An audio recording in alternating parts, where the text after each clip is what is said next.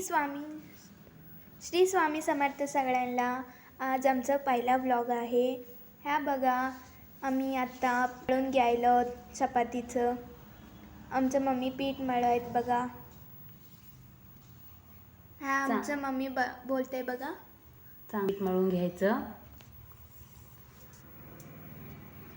पीठ मळून घेतल्यावर 10 ते 15 मिनिट भिजवायला द्यायचं। आणि भेंडी धुवून कापून घेतला। भेंडीची भाजी करण्यासाठी गॅसवर तवा तापून घ्यायचं। कट केलेली भेंडी त्यावर घालायचं। चांगलं भाजून घ्यायचं असते। 1 चमचा तेल घालायचं। चांगली भेंडी मऊ होईस्तोवर परतून घ्यायचं।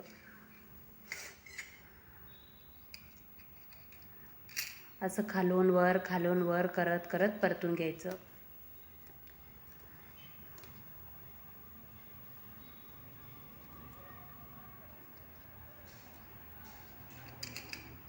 दहा ते 15 मिनिट लागते भेंडी भाजण्यासाठी। भेंडी भाजून घेतल्यावर त्या प्लेटमध्ये काढून घेऊया। कढई ठेवूया। कढईमध्ये 3 चमचे तेल घालूया।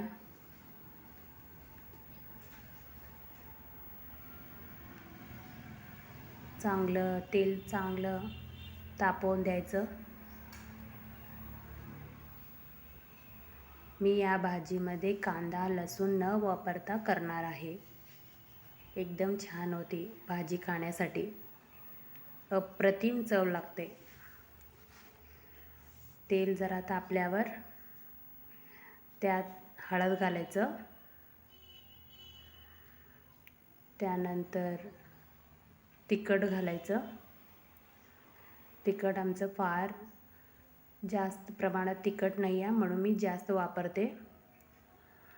त्यानंतर चवीपुरतं मीठ घालायचं। गॅसची फ्लेम लो करून घ्यायची।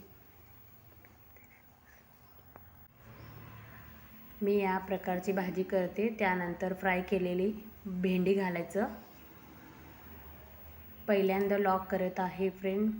काहीतरी आमचं चुकीचं वगैरे तुम्हाला दिसत असेल, काय असेल तर आम्हाला कमेंटमध्ये सांगा। असं आम्हाला उत्सुक आणा की व्हिडिओ अजून करून घालावे।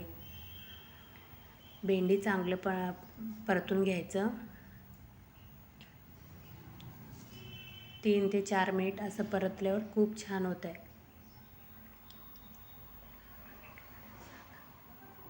आवर्जून कमेंट करा की व्हिडिओ करण्यासाठी चांगली तयारी आहे का। श्री स्वामी समर्थ। आता डाळ तिथं ठेवले आणि चपाती लाटून घेऊया। पीठ एवढी छान भिजले की चपाती एकदम छान होत आहे। तिथं बघा, 1 चपाती मी लाटून घेतले, दुसरी लाटत आहे। मऊसूत पीठ असल्यामुळे एकदम छान लाटत आहे। इकडं चपात्या करत तिथं 1 चपाती भाजून घ्यायची।